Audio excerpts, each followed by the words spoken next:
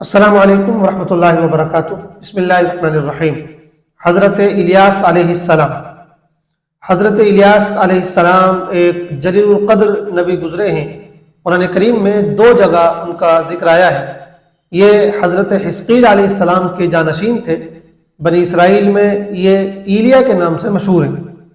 کچھ لوگ یہ سمجھتے ہیں کہ حضرت ادریس ہی کا دوسرا نام الیاس ہے، لیکن یہ بات صحیح نہیں ہے۔ صحیح یہ ہے کہ یہ دونوں الگ الگ شخصیتیں ہیں۔ حضرت ادریس تو حضرت نوح اور حضرت ابراہیم کے درمیانی دور کے ہیں، جبکہ حضرت الیاس اسرائیلی نبی ہیں اور حضرت موسیٰ علیہ السلام کے بعد کے ہیں۔ حضرت الیاس علیہ السلام شام کے ایک مشہور شہر بالابک کی طرف بھیجے گئے تھے۔ آپ کی قوم بال نامی ایک بت کی پوجا کرتی تھی۔ یہ لوگ اس بت کے علاوہ ستاروں اور دیگر بتوں کو بھی پوجتے تھے۔ شہر کا نام بالابک اسی بت کے نام پر تھا۔ حضرت الیاس نے انہیں توحید کی دعوت دی، شرک و بت پرستی سے روکا، مگر وہ لوگ باز نہ آئے۔ قرآن کریم میں ذکر ہے کہ حضرت الیاس نے ان سے فرمایا وَإِنَّ إِلْيَاسَ لَمِنَ الْمُرْسَلِينَ إِذْ قَالَ لِقَوْمِهِ أَلَا تَتَّقُونَ أَتَدْعُونَ بَعْلًا وَتَذَرُونَ أَحْسَنَ الْخَالِقِينَ اللَّهَ رَبَّكُمْ وَرَبَّ آبَائِكُمُ الْأَوَّلِينَ فَكَذَّبُوهُ فَإِنَّهُمْ لَمُحْضَرُونَ۔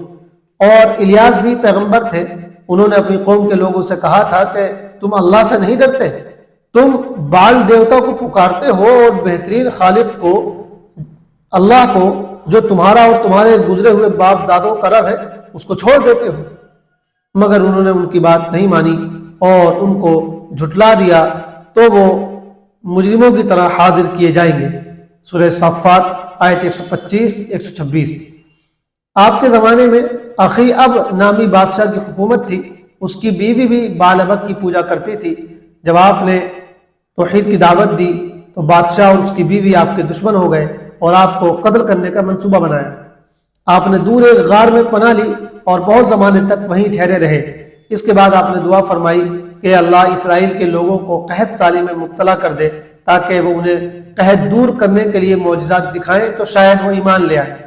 چنانچہ شدید قحط پڑا۔ حضرت الیاس دوبارہ بادشاہ کے پاس آئے اور اس سے کہا کہ یہ عذاب اللہ کی نافرمانی کی وجہ سے ہے۔ اگر تم اب بھی باز آ جاؤ تو یہ عذاب دور ہو سکتا ہے، اور اس وقت تم میرے حق پر ہونے کو بھی آزما سکتے ہو۔ تم بال کے نام پر قربانی پیش کرو اور میں اللہ کے نام پر پیش کروں۔ جس کی قربانی کو آسمان کی آگ بھسم کر دے، اس کا دین سچا ہوگا۔ چنانچہ وہ لوگ اس پر تیار ہو گئے، مگر جب ان کی قربانی مقبول نہ ہوئی اور حضرت الیاس کی قربانی مقبول ہو گئی تو وہ اپنی بات سے پھر گئے، اپنی آنکھوں سے حق دیکھ لینے کے بعد بھی ایمان نہ لائے۔